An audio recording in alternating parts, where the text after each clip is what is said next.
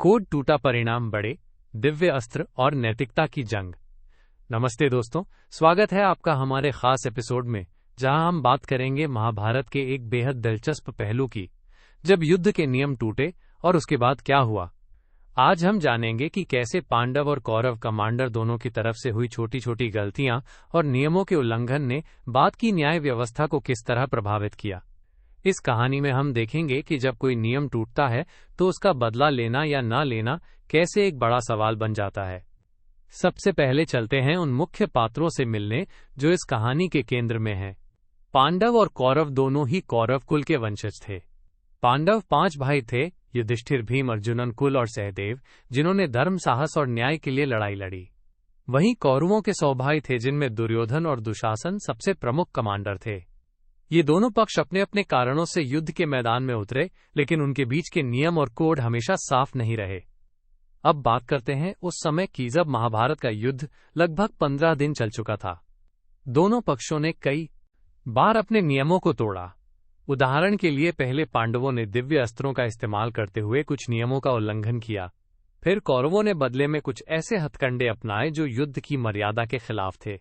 जैसे कि दुर्योधन ने भीम के साथ अनुचित तरीके से लड़ाई की और अर्जुन ने भी कई बार बिना चेतावनी के अपने दिव्य अस्त्र छोड़े।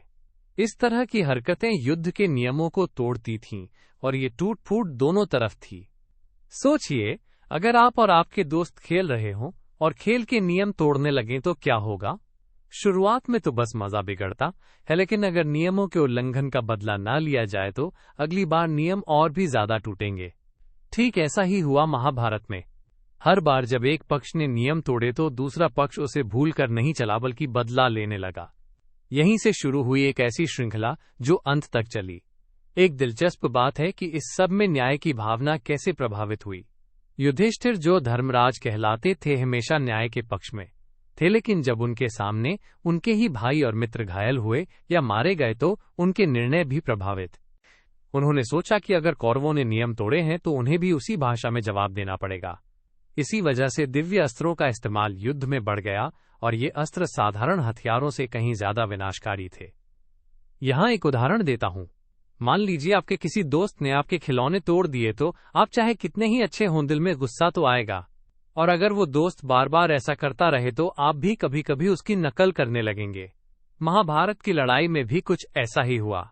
पांडव और कौरव दोनों ने एक दूसरे की हरकतों से सीख ली और बदले की भावना ने युद्ध को और भी भयंकर बना दिया। लेकिन सवाल उठता है, क्या ऐसा करना सही था? क्या नियम तोड़कर बदला लेना न्याय था? यहाँ पर नैतिकता की एक बड़ी बहस छिड़ती है। युद्ध में जब नियम टूटने लगते हैं तो आप कैसे तय करेंगे कि कौन सही है और कौन गलत? महाभारत की इस गूढ़ कहानी में यही सवाल हर पल सामने आता है। तो दोस्तों, इस कहानी से हमें क्या सीख मिलती है?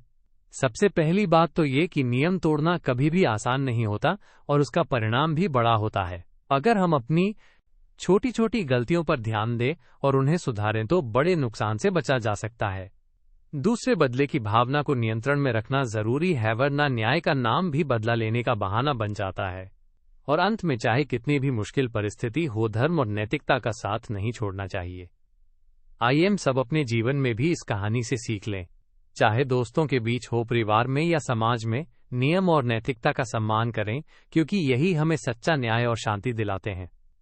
तो ये थी कहानी महाभारत के उस दौर की जब दिव्य अस्त्रों के इस्तेमाल और नियमों के उल्लंघन ने न्याय की धार को बदल दिया। उम्मीद है आपको ये बात समझ आई होगी कि युद्ध का मैदान केवल तलवारों का नहीं, बल्कि नैतिकता और निर्णयों का भी होता है।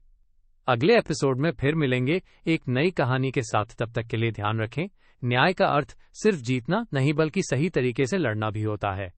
धन्यवाद।